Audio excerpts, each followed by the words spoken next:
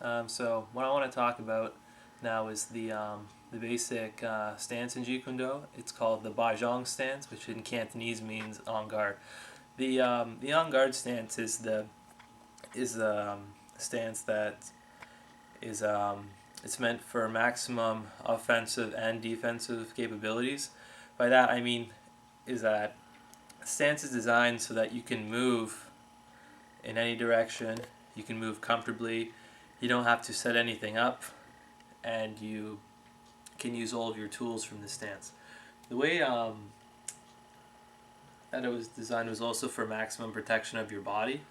The stance. So I'll show you what it looks like. So the basic stance, if you look at my feet, you'll see that I have this. I'm just using this as a reference for where your feet should be.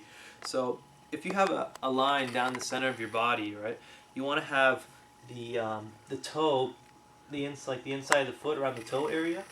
You want to have that about 1.5 to 3 inches away, and you want your foot in at a 45-degree angle.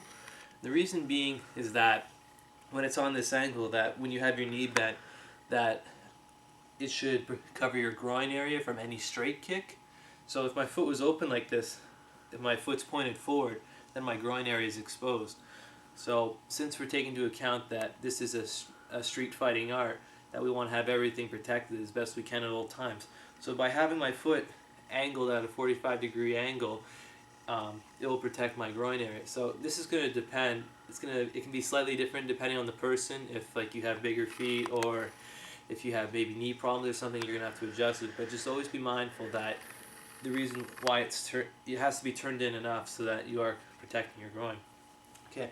Now the rear foot, again, distance between the line and the inside of my heel is 1.5 to 3 inches. So in total, you want about 3 to 6 inches. So you want no more than 6 inches, but no less than 3 inches, right? Reason being that if I'm more than 6, then I'm exposed here, and if I'm too narrow, then I can only move forward and backward. It's very hard for me to move sideways. So you got to find that happy medium where it's about. For me, I like about 1.5 inches, maybe 2 inches between my feet and the line. So I have about 3 to 4 inches difference. Okay. So also, you want the rear leg. Sorry, you want the foot of the rear. You want the rear foot to be angled at a less than 45-degree angle, because let's say 30 to 35. The reason being is that we have it angled more forward, because it lets us push off to go forward. And if my foot is angled at say 45 or more than 45-degree angle, if I want to push off, I'm gonna basically be rolling I could roll and hurt my ankle. So it's almost like a sprinter. Before a sprinter goes, he's crouched down and his heel is raised and he's ready to go forward. That's very similar to how the rear foot is in the Jeet Kune Do stance. So you want to have it less than 45. I like to go maybe 30, 35. So this leg is angled more towards the front, where the front foot is angled more inwards so that you're protecting your groin. Right?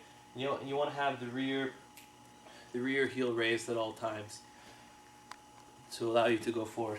Okay? So this is how your feet should look. Roughly. Yep. Now for the upper body section, you'll see that the way I'm going to turn where my hands should be is that I'm going to use my fist. I'm going to put it up against my ribs. I'm going to rest my elbow on top of my fist. So it's roughly a fist, or maybe a bit more than a fist length away from my ribs. And I'm going to have this aimed at in a straight line towards my opponent's chin. Reason being that we want the front hand, when we're doing strikes, to travel in a straight line. So always aim it roughly for your opponent. You always want to aim it for your opponent's chin. If they're further away, you have it down more. If they're closer, then obviously you're going to angle it up more. So this is fist from your ribs. This is at a 45-degree angle, and your hand is loose. There should be no tension in your arm. Okay. Now the rear hand is going to be to the inside of your shoulder and just below your chin. And your hand should be in a straight line along your center line. You don't want to be like this. You want both hands in your center line. Again, this is also relaxed too. Reason being that this is a 45-degree angle is because I'm at the midpoint between throwing a finger jab and also between a vertical fist punch. So if I'm at that 45-degree angle, I'm already halfway to each technique. Same thing with the rear hand. It's in your right, just tucked right below it's right below the chin. Make sure that your chin's not up. You don't want to have it tucked in uncomfortably, but you want to have it slightly tucked, and you want to have your body slightly forward, like this, because I don't want to be upright, but I want to be in a slightly crouched position. I've seen some different hand positions depending on who's teaching the Jeet Kune Do stance, but I've seen some people with this have their stance like this. I've seen some people like this.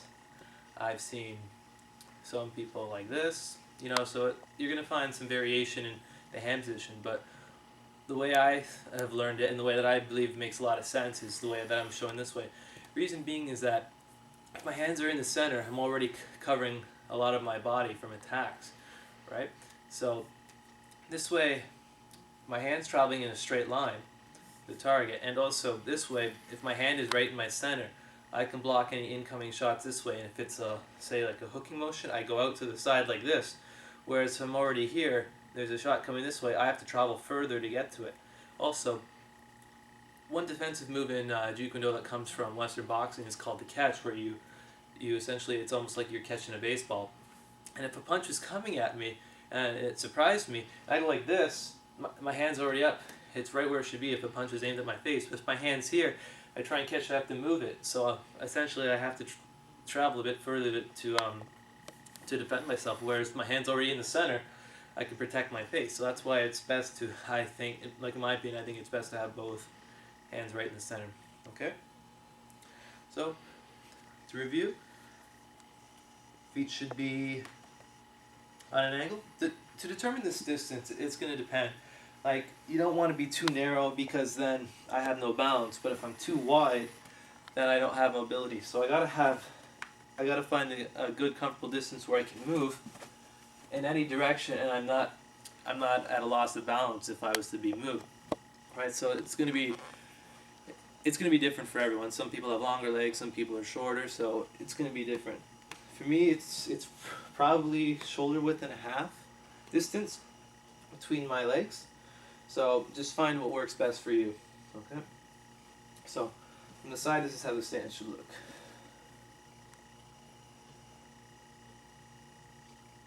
From the other side.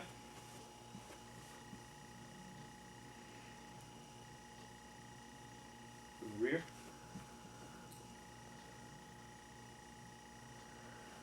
Okay. So I also want to mention that your weight distribution of your feet should be 50-50. Okay? You want to have your knees slightly bent. You don't want to have them straight, because if they're straight, then any kick towards the kneecap, it can result in a broken knee. So always have your knees slightly bent. Also, so when they're bent, if you do get kicked there, at least there's a bit more give and there's less chance of getting seriously injured. Okay? So I don't want to be facing squarely with my chest. I want to be slightly angled so it presents a smaller target area. My hand up. It's going to be aiming at my opponent's chin, fist distance away from my ribs.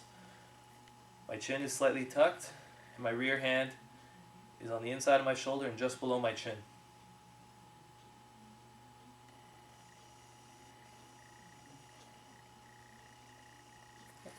And that's it. That's it for basic overview. Thank you.